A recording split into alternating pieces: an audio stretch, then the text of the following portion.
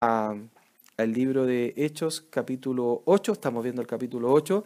La semana pasada estuvimos viendo parte del 7 y llegamos hasta el 8.3. En el 7 vimos, del 6 en realidad en adelante, estuvimos viendo la elección de los diáconos. Capítulo 6, versículo 1 al versículo 7. Vimos también el arresto de Esteban, la defensa y la muerte de Esteban, y llegamos también hasta cuando Saulo comienza a perseguir la iglesia en Hechos capítulo 1 al 3. Hasta ahí llegamos y dijimos también que es importante recordarlo, que el hecho de que estuviera el capítulo 6, versículo 1 al 7, la elección de los diáconos era súper importante porque ahí habían dos personas que jugaban un rol súper determinante. Uno fue Esteban y el otro fue Felipe, que es lo que vamos a ver el día de hoy. Entonces vamos al capítulo 8, versículos, vamos a tomar desde el versículo 1 en adelante para poder conectar el estudio de la semana pasada. Dice ahí, y Saulo consentía en su muerte, está hablando de Esteban. En aquel día hubo una gran persecución contra la iglesia que estaba en Jerusalén. Y todos fueron esparcidos por las tierras de Judea y de Samaria, salvo los apóstoles. Es muy importante decir que los apóstoles se mantuvieron en Jerusalén.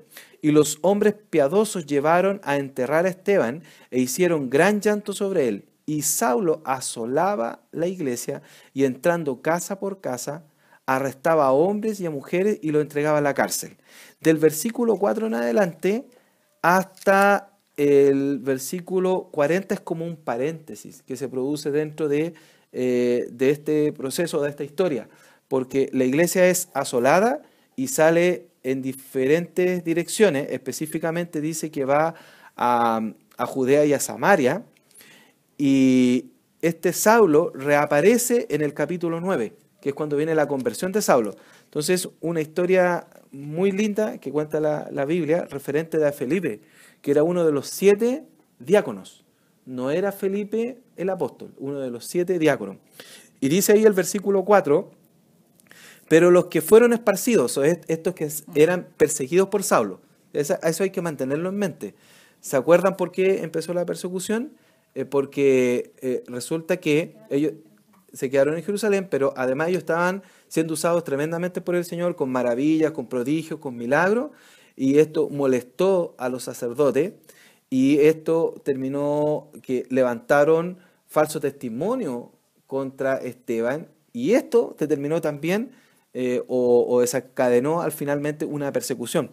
Entonces dice ahí, pero los que fueron esparcidos iban por todas partes anunciando el Evangelio.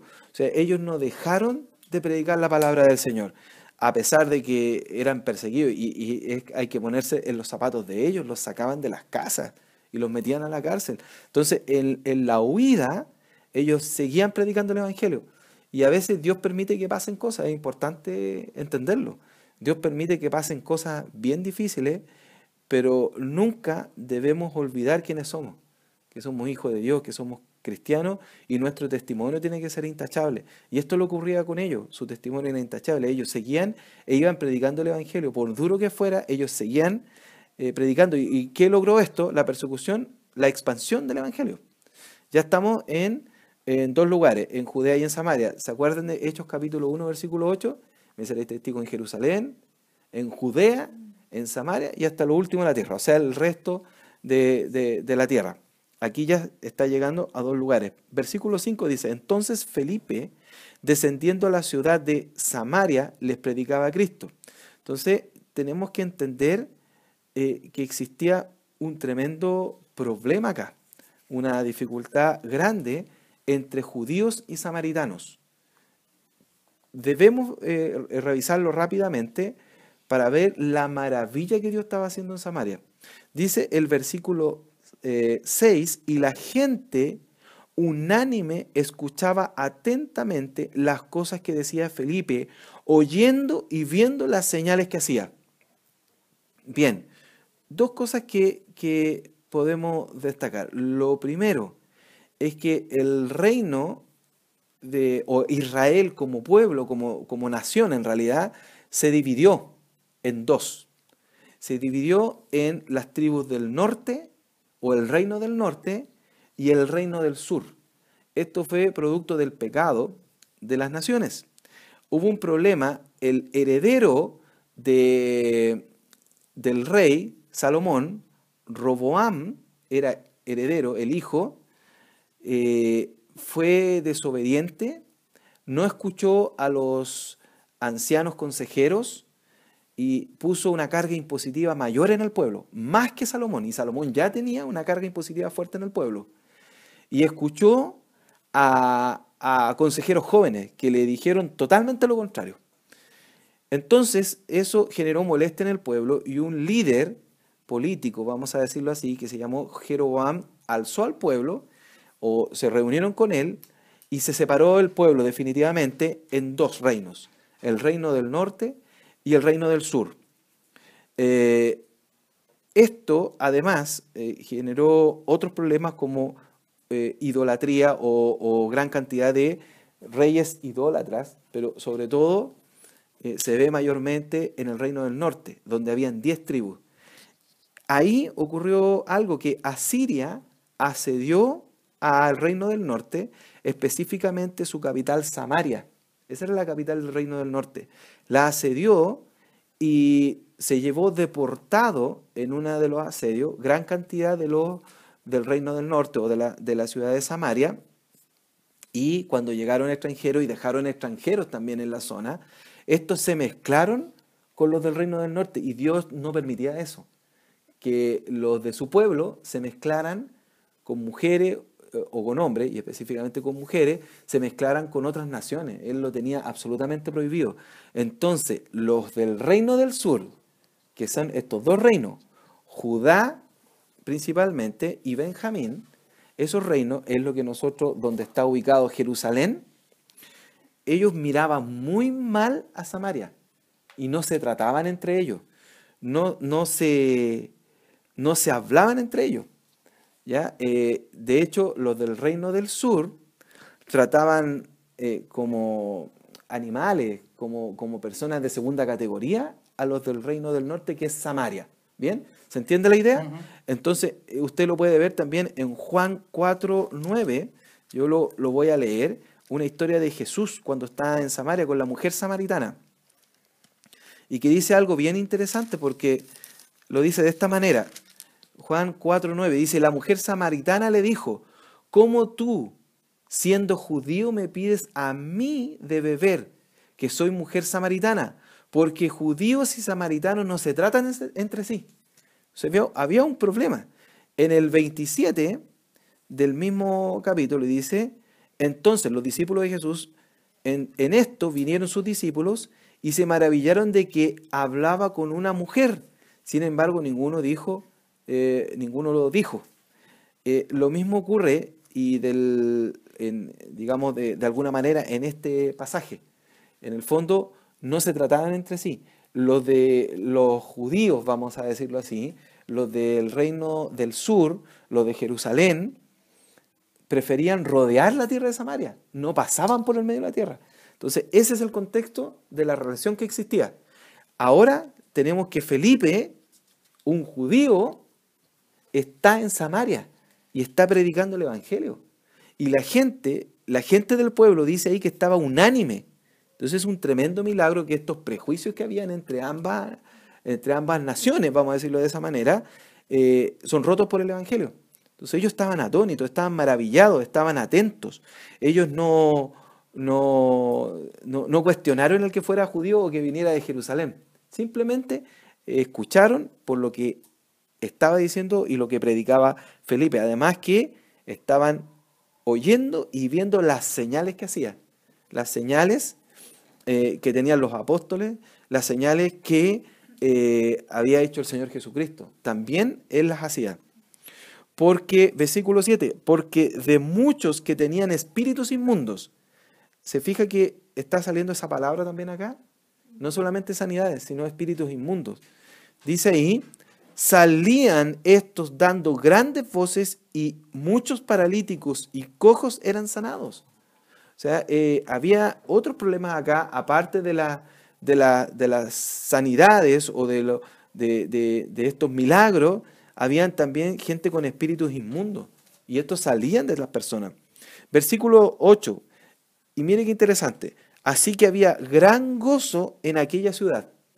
Me preguntaron la semana pasada cuántos eran los habitantes de Jerusalén en el tiempo en que estaban los apóstoles, y se cree que eran entre 50.000 y 180.000 personas en Jerusalén, ¿ya?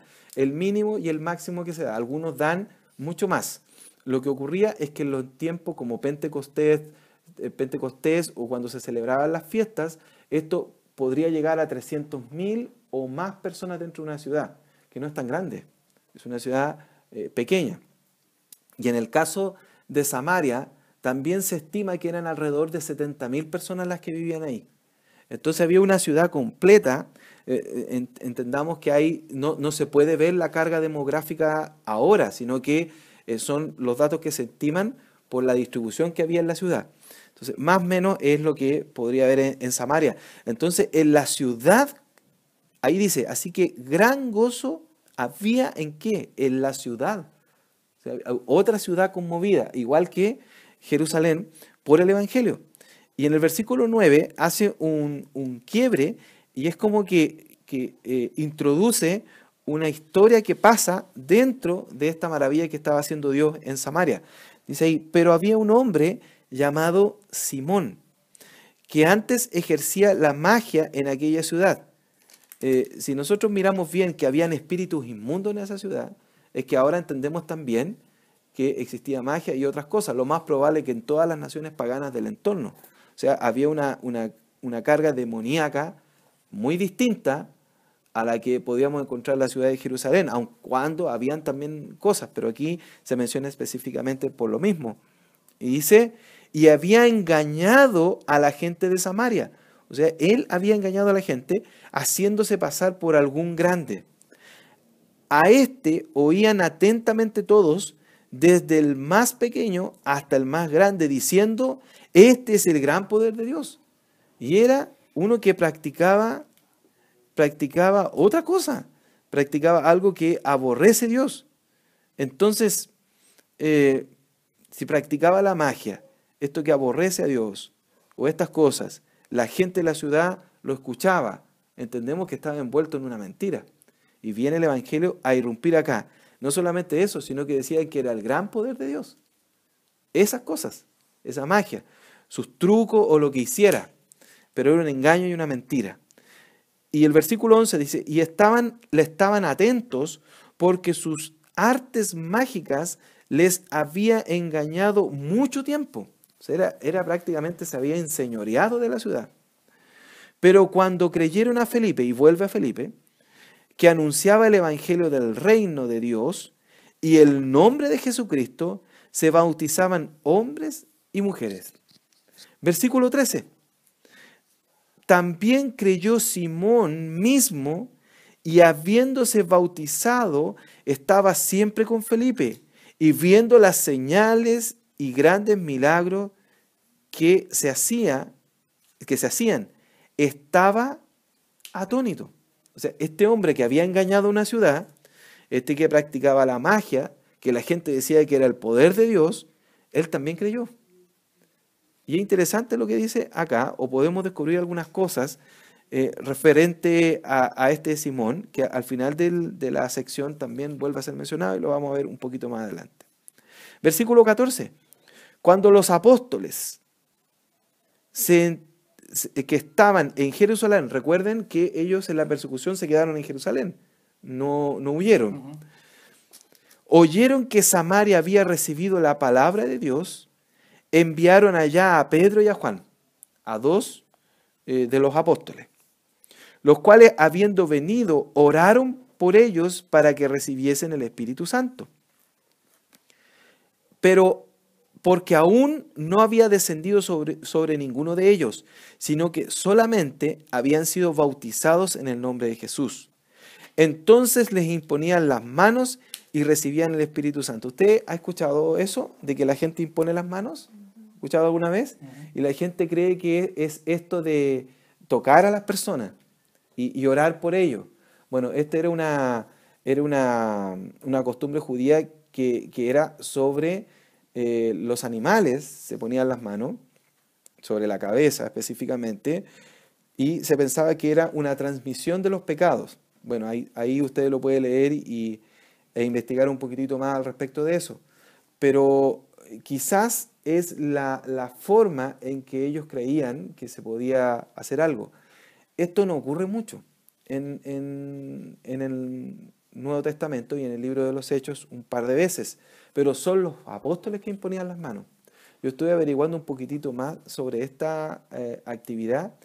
En realidad aparece en la Escritura, no podemos negarlo, pero no necesariamente tenían contacto físico con las personas, es sobre las personas para orar.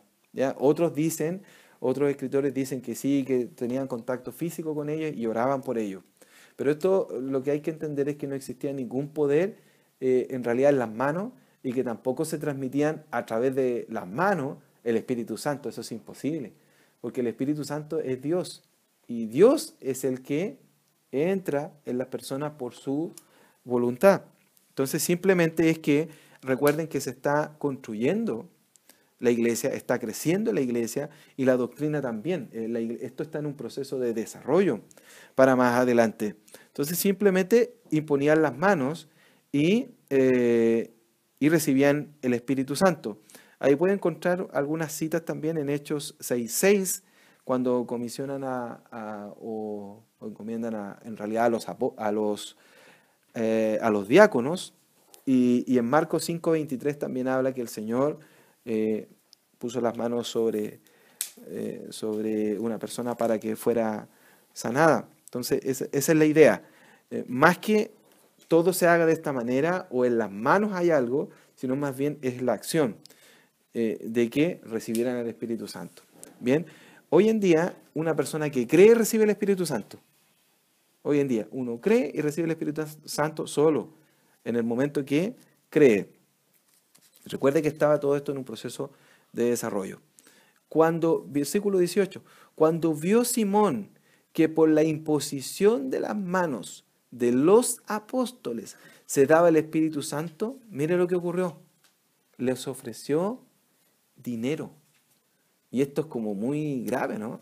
Si nosotros lo pudiéramos ver de alguna manera, es gravísimo que alguien por el poder de Dios o para el poder de Dios o para obtener el poder de Dios reciba o ofrezca dinero. Es como esto no es moneda de cambio. El Espíritu Santo no es moneda de cambio, es Dios mismo. Ahí se da cuenta uno que él no entendía todavía, él creyó, pero no entendía lo que pasaba y no entendía nada todavía. Simplemente era lo que veía y oía, y lo más probable es que mucha de la gente estaba en la misma condición, simplemente con lo básico, con lo que le estaba predicando Felipe. Por lo tanto, ellos necesitaban ser más correctamente expuestos o enseñados en lo que corresponde a la enseñanza del Señor Jesucristo o la doctrina que se estaba desarrollando por medio de los apóstoles. Dios le ofrece dinero, diciendo, dadme también a mí este poder, para que cualquiera a quien yo impusiera las manos reciba el Espíritu Santo. Y también debemos entender que estas eran las señales apostólicas. Acuérdese, ellos estaban capacitados de una manera distinta. Bien, versículo 20. Entonces Pedro le dijo, tu dinero perezca contigo. Una frase bien dura. Porque has pensado que el don de Dios se obtiene con dinero. Por ninguna manera. O de ninguna manera. Esto nos tiene que servir también de principio a lo que ocurre de repente en las prédicas, en algunas iglesias que tienen estas características, que piden cosas a cambio. O en estas iglesias que piden dinero para milagros o piden ofrenda para los milagros. Esto no es así. El Señor no actúa de esta manera. ¿Ya? Hay que separar esto. La entrega de dinero en la iglesia también es espiritual. Las ofrendas y los diezmos es algo espiritual. Pero no es para obtener algo a cambio. Es simplemente de lo que Dios nos ha dado, nosotros entregamos. Entonces, no debemos ver que el dinero es una moneda de cambio para obtener algo del Señor. De ninguna manera. Por ningún motivo. Cuando dice Pedro esto, el versículo 21 dice, no tienes tu parte ni suerte en este asunto, en esta situación, en imponer las manos y que ellos recibieran el Espíritu Santo. Esto acuérdense que es algo comisionado a los apóstoles en esta etapa. Dice, porque tu corazón no es recto delante de Dios. Arrepiéntete pues de esta tu maldad y ruega a Dios si quizás te sea perdonado el pensamiento de tu corazón. Acto distinto se da cuenta a lo que ocurrió con Ananías y Zafira. Esto fue en el capítulo 5. ¿Te acuerdas que cuando miente este matrimonio, mienten a los apóstoles, son muertos inmediatamente? Este hizo algo tan grave como eso. Querer pedir algo que viene de Dios por dinero. Pero actuó distinto. Dios actuó de manera distinta. Y hay algo acá, dice, arrepiéntete. Quizás te sea concedido. Y en el versículo 24 nos da una idea de lo que ocurría realmente con Simón, con este Simón. Dice ahí, respondiendo entonces Simón, dijo, rogad vosotros por mí al Señor, para que nada de esto que habéis dicho venga sobre mí. Ahí se nota arrepentimiento en él. Si nosotros volvemos al versículo 13, que está ahí en el mismo capítulo, dice, también creyó Simón mismo. O sea, sí era creyente. Lo que pasa es que no tenía esta claridad, este conocimiento. Y no dice la Escritura si efectivamente murió, le ocurrió algo. Solamente quiere destacar esta situación. Hay mucha gente que está en la iglesia y que comete grandes errores. Y comete errores graves. Es porque no tiene conocimiento. No se ha dedicado a leer, no se ha dedicado a estudiar, no se ha dedicado a buscar del Señor. Entonces generan y dicen cosas y hacen cosas, dicen barbaridades a veces, o hacen barbaridades sin tener conocimiento, pero desde el momento en que ellos se dan cuenta que esto no corresponde, o alguien los exhorta y le dice que esto no corresponde, las personas se tienen que arrepentir. Y cuando se arrepienten son perdonados. Es lo mismo que cuando las personas van a quedar en disciplina dentro de la iglesia. Hay un proceso disciplinario. Pueden haber hecho algo terrible, pero si se arrepienten, no quedan en disciplina. Solamente son restauradas sus vidas. Se restauran su vida en la iglesia. Uno va, habla con ellos. Hay un proceso. Y es lo mismo acá. Él tiene la oportunidad y cuando se ve la oportunidad, él se arrepiente. Y es lo que ocurre. Versículo 25 dice ahí, y ellos, los apóstoles, habiendo testificado y hablado la palabra de Dios, se volvieron a Jerusalén y en muchas poblaciones de los samaritanos anunciaron el evangelio. Entonces ya salieron de Jerusalén, pero en su vuelta a Jerusalén siguieron predicando. No se quedaron tranquilos con eso, y que era la labor que le había encomendado el Señor. Y viene un pasaje hermoso, acá nuevamente Felipe siendo usado, Felipe el evangelista. Ese es el título que se le ha dado a Felipe el diácono. Dice el versículo 26, un ángel del Señor habló a Felipe diciendo, levántate y ve hacia el sur por el camino que desciende de Jerusalén a Gaza, el cual es desierto. Recuérdense que estaba, y si pueden ver en sus mapas, todos tienen sus mapas al final de la Biblia, recuérdense que él estaba en Samaria, estaba en el sector o en el reino del norte. Samaria está donde está el reino de Israel, si lo pueden ubicar en sus mapas, cuando está la división del reino, hacia el norte de Jerusalén. ¿Bien? Y desde Samaria le pide el ángel que baje hacia Gaza. Hoy en día Gaza tiene el mismo nombre, en la franja de Gaza, y es donde está la zona o cercano a la zona de Filistea, pegado a la costa. Vamos a decir, más o menos en paralelo a Jerusalén, pero hacia la costa, en la costa de esa zona. Entonces, desde Samaria viene bajando hacia, vamos a decir, hacia Filistea, pero tiene que llegar específicamente a Gaza, que es muy parecido, pero al desierto, en esa zona.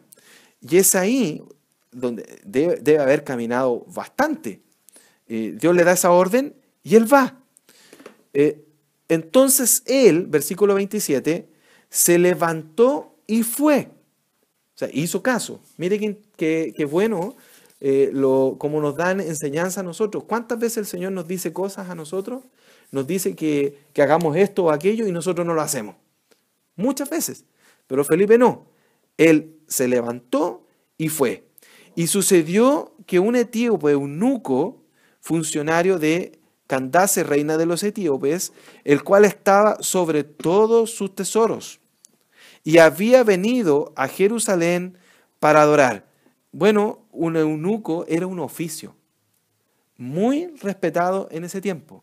Ellos los ponían a cargo de cosas importantes, administraban muchas cosas dentro de un reino. Y este hombre era una persona súper importante, porque además estaba a cargo de los tesoros de la reina de Etiopía, o sea, en África, específicamente en África. Era como un ministro de Hacienda o un ministro de Economía, estaba a cargo de todos los dineros. Fue entonces el cual estaba sobre todos los tesoros y había venido a Jerusalén para adorar. O sea, era judío o prosélito, pero él venía a adorar. Y venía de vuelta, lo más probable. Volvía sentado en su carro y leyendo al profeta Isaías. Esto es en Isaías 53, versículos 7 y 8. ¿Y qué decía? Dice ahí, y el Espíritu dijo a Felipe, el Espíritu Santo, acércate y júntate a ese carro. Felipe lo hizo. Acudiendo Felipe, le oyó que leía al profeta Isaías y dijo, pero ¿entiende lo que lees? Bueno, iba leyendo la escritura y le hace la pregunta para entrar en contacto con él. Como oveja, ¿y cuál es la escritura? El pasaje de la escritura que leía era este. Como oveja a la muerte fue llevado, y como cordero mudo delante del que lo trasquila. Así no abrió su boca, en su humillación no se le hizo justicia. Mas su generación, ¿quién la contará? Porque fue quitada de la tierra su vida. Si yo les pregunto a ustedes el día de hoy, ¿de quién está hablando este pasaje? ¿De quién me dirían? ¿De quién? Del Señor Jesús, ¿cierto? Porque es el Cordero, dice, como Cordero mudo delante del que lo trasquila. O sea, estamos hablando que este es el Señor Jesús. Pero él no lo entendía. Él no lo sabía. Nosotros tenemos la revelación. Para nosotros es muy fácil el día de hoy. Pues tenemos la escritura completa. Escuchamos constantemente prédicas respecto de esto, pero él no lo entendía. Respondiendo, el eunuco dijo a Felipe, te ruego que me digas, ¿de quién dice el profeta esto? Isaías. ¿De sí mismo o de algún otro? Entonces Felipe, abriendo su boca y comenzando desde esta escritura, desde el libro de Isaías, le anunció el evangelio de Jesús. Y yendo por el camino, llegaron a cierta agua, y dijo el eunuco, aquí hay agua, ¿qué impide que sea o que yo sea bautizado? Felipe dijo, si crees de todo corazón, bien puedes. Y respondiendo dijo, creo que Jesucristo es el Hijo de Dios. Nosotros podemos ver acá que no dice en la Escritura cuánto se demoró Felipe y el eunuco, no sé cuánto se demoró su conversación. No tenemos claro eso. Puede haber sido 15 minutos, 10 minutos o pueden haber sido horas. No lo tenemos claro. Eso no nos explica la Escritura. Pero sí nos queda claro algo. Que nosotros hoy en día en las iglesias nos hemos entrampado en una serie de protocolos para que alguien se bautice. Una serie de protocolos. Que tiene que hacer un discipulado, que tiene que pasar por no sé cuántas clases, o que tiene que haber un proceso, tenemos que verlo un tiempo que está convertido. Pero acá se ve otra cosa. Él declaró que cree en el Señor Jesucristo. ¿Cuánto tiempo llevaba de convertido? Ya supongamos un par de horas. Y viene, ¿crees? Él declara que cree en el Señor Jesucristo y lo bautiza. Lo vamos a ver en el versículo siguiente, lo bautiza. A mí me tocó por experiencia personal, cuando el Señor llegó a mi vida, que al mes de recibir la salvación, el Señor Jesucristo, y reconocerlo, al mes fui bautizado en las aguas. Hay personas que en las iglesias llevan 30 años y no se han bautizado en las aguas porque quieren sentirse seguros. Yo he escuchado esto mismo. La verdad de las cosas es que nosotros debemos entender que hay un principio. Si tú crees, tienes que bautizarse. Así como lo hizo el eunuco. Y en el versículo 38 es donde se ve esto mismo, cuando se bautiza. Dice, y mandó parar el carro, y descendieron ambos al agua, Felipe y el eunuco, y le bautizó. Si usted se da cuenta ahí, el eunuco no iba conduciendo el carro. Es porque él era muy importante, iba a una caravana. Lo llevaban en un carro. Él dijo a la persona que llevaba el carro, detén el carro. Recuerden, era un funcionario muy importante. Otra cosa que podemos rescatar de acá. ¿Quién le predica a los ricos hoy en día? ¿Qué le predica a las personas que tienen alto renombre en los países? ¿A los ministros? La verdad que nos hemos entrampado también generando y plantando iglesias, apuntando a los sectores bajos de la sociedad, a la clase media, quizás a la clase media alta. Pero a los más ricos, a los más importantes, a los poderosos de los países, ¿quién les predica? Hoy en día, pocos esfuerzos evangelísticos están orientados hacia allá. Y en la Escritura vemos otra cosa, como lo vamos a ver también en los siguientes capítulos del libro de Hechos, que Pablo predicó a personas importantes, a reyes. Y acá tenemos una persona, y fue bautizado, creyó. Y de esta manera, mire qué importante, llegaron a Jerusalén, estaban en Jerusalén, se predicó el Evangelio. En Judea, como lo dice el mismo capítulo, se estaba predicando el Evangelio. En Samaria, por cierto, nos describe claramente que se estaba predicando el Evangelio. Y a lo último de la tierra, con este funcionario, entró el Evangelio a África. Y se cumple lo que Dios había establecido. Y después el libro de los Hechos sigue más adelante de la misma manera. Versículo 39. Cuando subieron del agua, el Espíritu del Señor arrebató a Felipe. Y el eunuco no le vio más y siguió gozoso por su camino. Siguió gozoso. Aquí hay bastante controversia en qué fue lo que realmente ocurrió. Si Felipe, a la usanza del profeta, fue arrebatado por el Espíritu o si simplemente recibió la orden de ir a otro lugar.